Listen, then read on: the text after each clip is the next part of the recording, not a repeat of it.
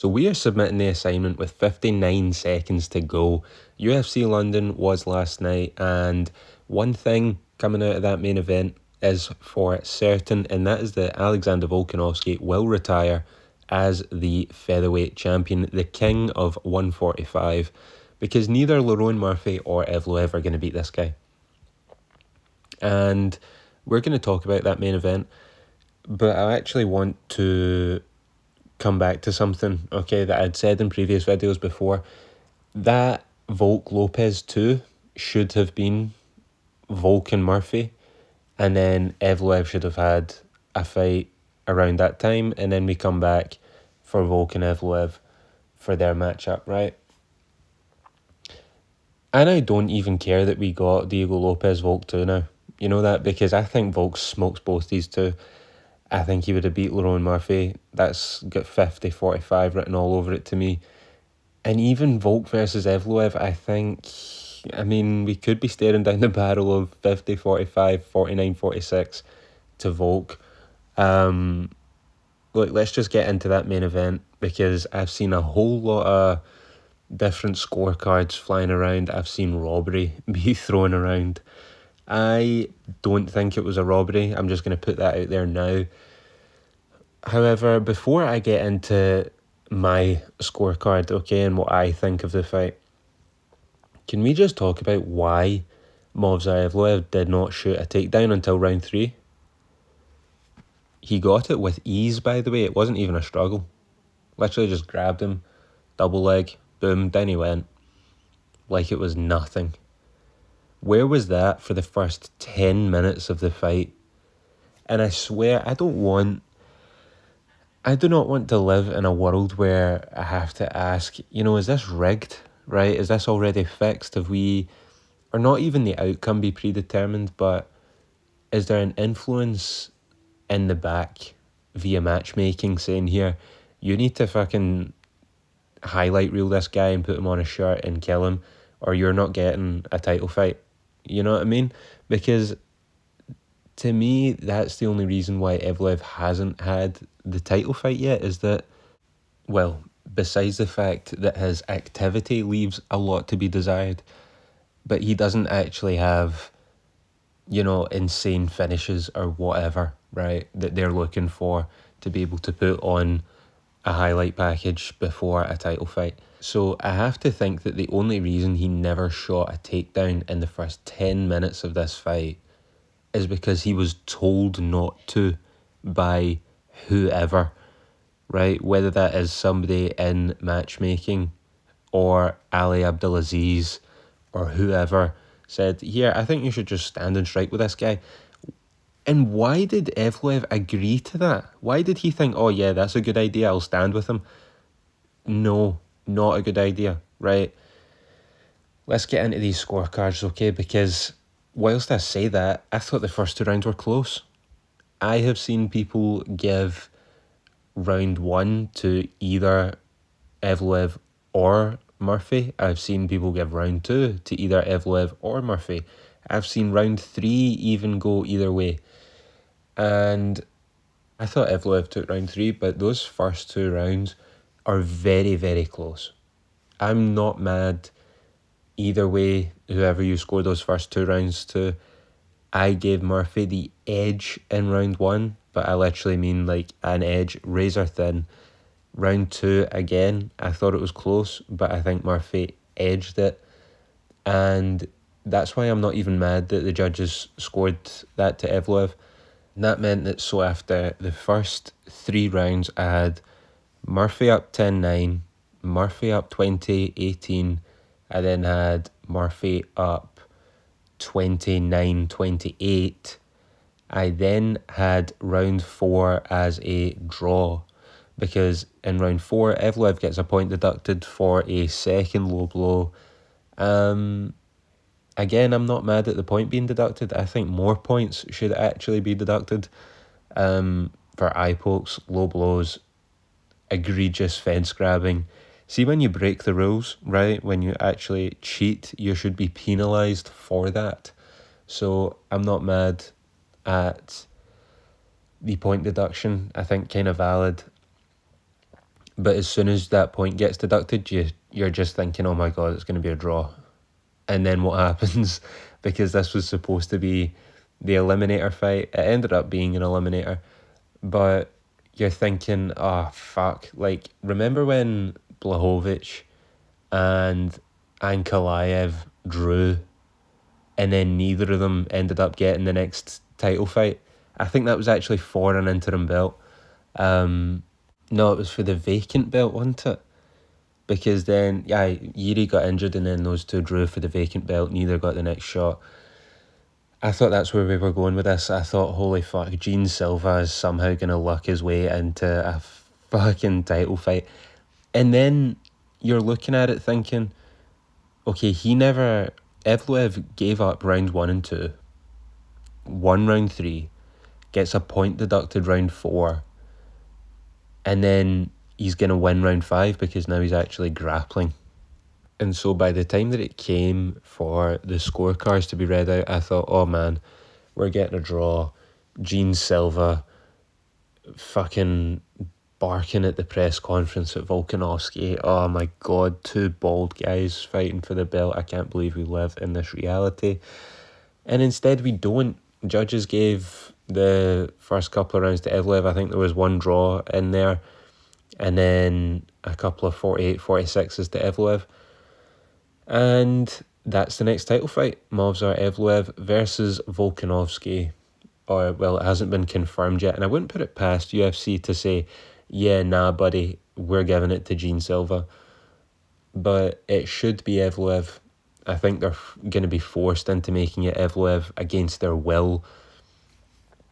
And, yeah, where do we go from here? Top of featherweight is looking like Volkanovski versus Evloev.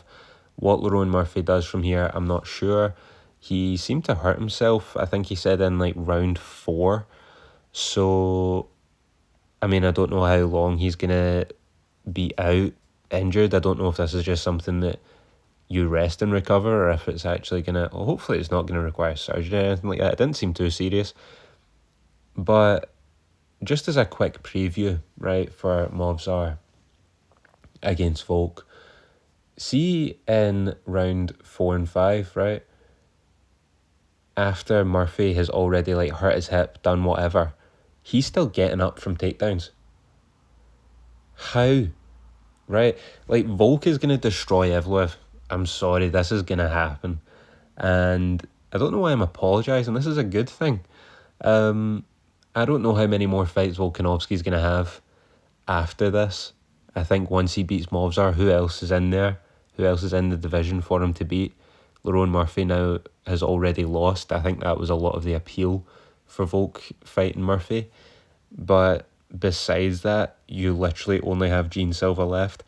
And I don't know if that's a favourable matchup. I think that one could kind of go either way.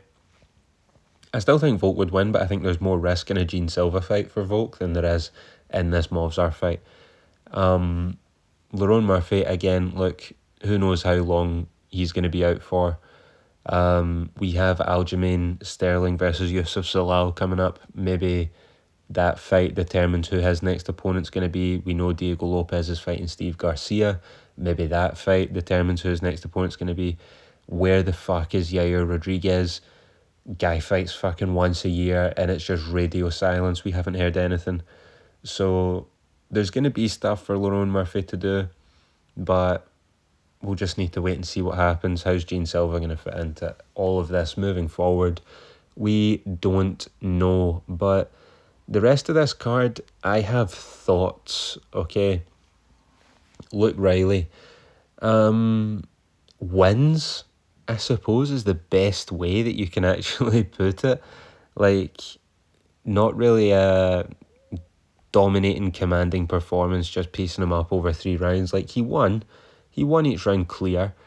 But for the guy's, like, second UFC appearance, like, he has a 13-0 record. He has not looked like a 13-0 fighter. Like, see his first fight, I can't even remember who the fuck it was against now, or even when it was, but I do remember he get dominated for the first round and held down, didn't he? and then he came back and knocked him out in the second round. So Aswell Jr. thought to himself, I'm not even going to try and grapple, I'm just going to stand with him. And then just get pieced up. He get beat for 3 rounds straight. So that was a really wise decision. And in the feature fight, okay, I cannot fucking believe this. What were we featuring in the feature fight? Michael Venom Page versus Sam Pattison. I cannot believe that before this event took place, I did a video saying that UFC London was an embarrassment. And I said, MVP, we couldn't get a ranked opponent for MVP. I take it all back. I was wrong. I'm not wrong often, okay? I'm really not. Here I was wrong. Get this guy fucking cut. Send him to fucking Bellator, doesn't even exist anymore. Get this guy to PFL now. Fucking yesterday, get this guy to PFL. Send fucking Sam Pattison with him. I don't give a shit. This was actually worse than fucking Lane Prey Dagestani style. This was fucking terrible. One of the worst fights I've ever seen.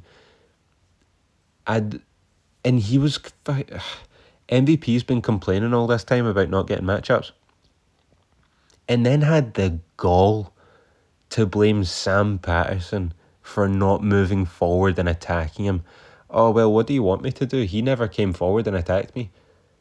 And what? You couldn't go forward and fucking attack him? You done nothing for fucking 3 rounds as well. You are also to blame for this absolute fucking abomination. Terrible. Both of these guys, I never want to fucking see them again. I never want to hear MVP complain ever again. You get this opportunity, right? Feature fight on a fight night card in London, and you fucking stink the joint out, shit the bed. I seen the photos of the attendance at the main event, okay? And this fight is probably what caused half the people in the arena to leave. This was just obscene, god-awful, terrible. There's not enough words in the English language to describe how bad it was. Absolutely no fucking contact made for 3 rounds straight. Actually made me miss watching Royce Gracie fights for the retro reviews, genuinely. I just finished watching Pride 2, that review's up on the channel, and there's a fucking 75-minute Renzo Gracie fight on that card.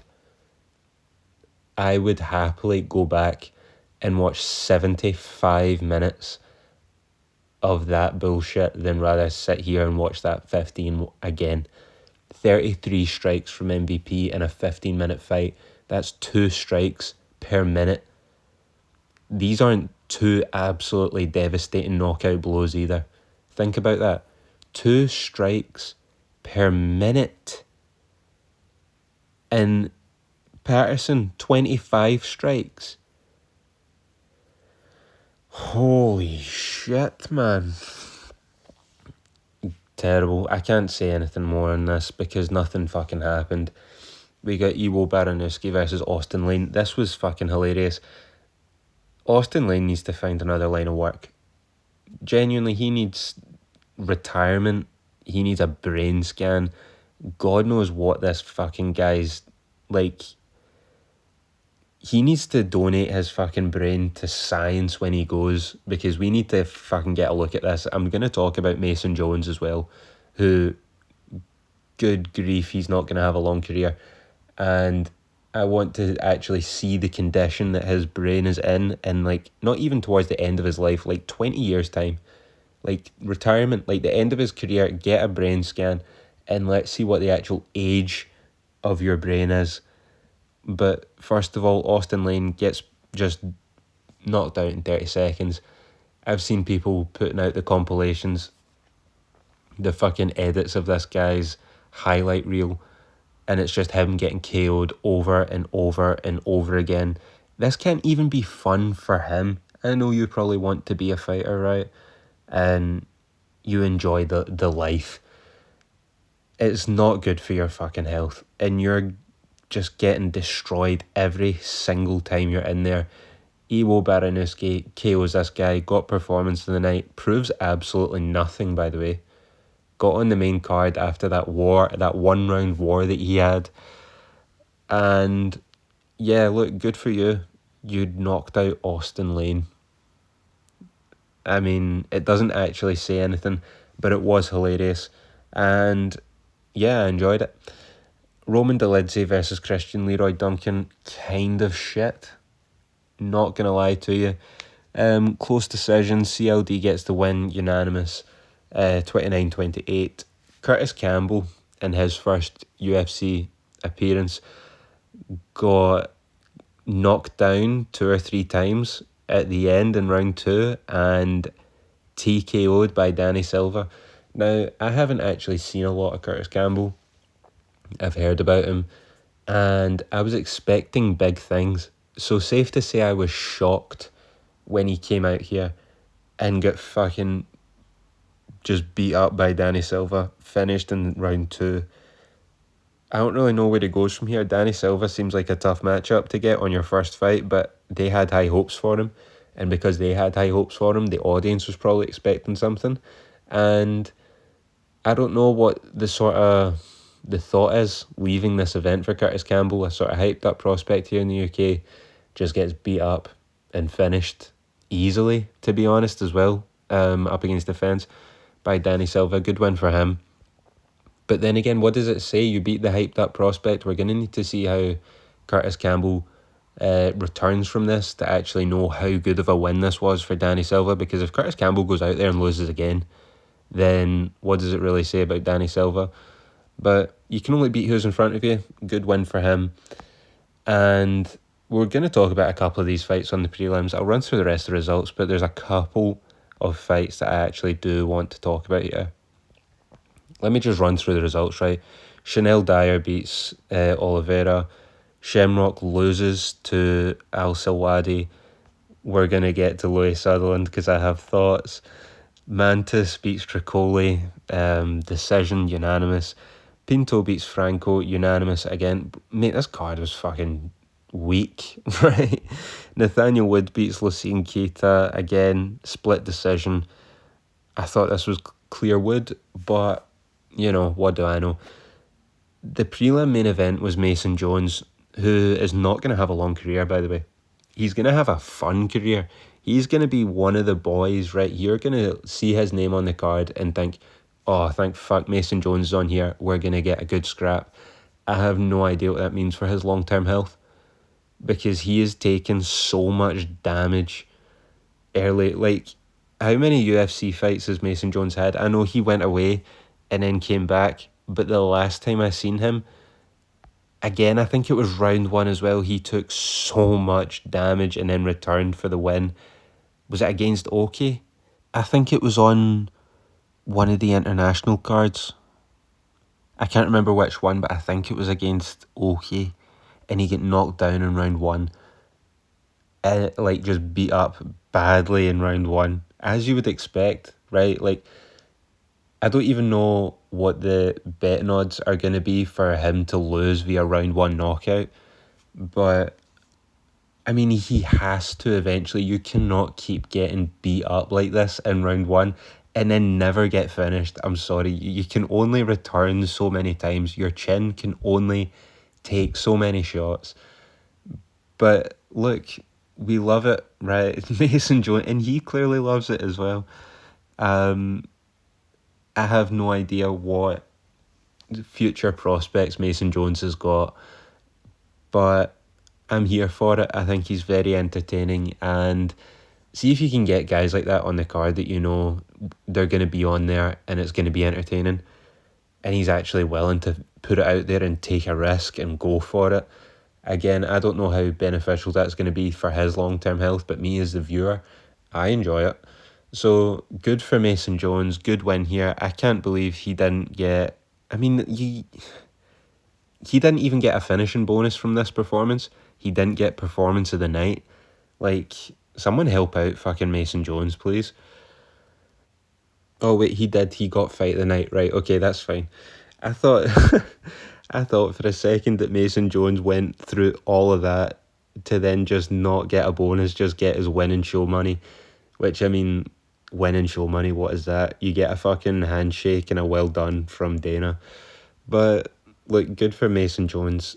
And one last fight I actually want to talk about here, because it's hilarious to me. Louis Sutherland. Now, we have a new fucking Lionheart, baby. That's what we have here. Heavyweight bout, Louis Sutherland versus Brando Pericic. KO round 1, 2 minutes in. Louis Sutherland, okay, for those that don't know, let's say was somewhat enhanced on the regional scene, okay? He was, let's just call it what it is. He was chock full of roids, okay? He was a PED cheat, and he used to identify as Scottish, right? He's now switched allegiances. He's a traitor. He went to England, got off the PEDs, got really fat, and is now getting smoked in round 1 in UFC. And look, it doesn't make me happy, right? It doesn't make me happy seeing guys go out there and get beat, right? Because guys are going out there and fucking really trying, right? It's obviously not nice. You just see someone work all this way and then they just get fucking blown out, finished, right? But, I mean, come on, no one likes a PED cheat, right? And this guy switching allegiances, switching to the other side, and to go down like that, first fight in, he gets Volta Walker, heel hooked, boom, finished, round 1. Here, Brando Pericic just fucking gasses out after 2 minutes, curls up into a ball, the fucking armadillo position, the Lionheart fucking position, just starts eating ground and pound from Pericic, tries to get up, can't, gets fucking sent right back down and beat. Oh, hilarious. I turned on the card. I missed the first fights. I missed the women's fight and I missed the Shamrock, but I turned it on for this. This was the first thing I seen on the card. And honest to God, it cheered me up. I couldn't stop laughing. But that's that. That was UFC London, UFC Fight Night London. It was what it was. Not great. Can't lie. And I don't actually think the people in attendance would mind me saying that, because half of them either left before the event or people just didn't buy a fucking ticket. I'm trusting that you, the viewer, right, you listening to this, I say view, YouTube, it's a viewer, you listening to this, seeing the photos from the main event and the crowd and the fucking empty seats out there, yeah, look, not good. The hype really isn't there right now for UFC. I don't know what's happening, because they seem to be making more money than ever before, but interest is at an all-time low, at least over here. I say over here, I think, to be honest, over here. But look, that's it. That's the video. We're going to have a retro review up soon, UFC 17. I had a video the other day, UFC's inevitable fall-off, the fall-off of UFC. That video done really well. So go and watch that. I'll have that linked at the end of the video here. Comment your own thoughts on this card, like and subscribe. Share with a friend who needs to see this content, because there's many of them that do. And I will see you all next time.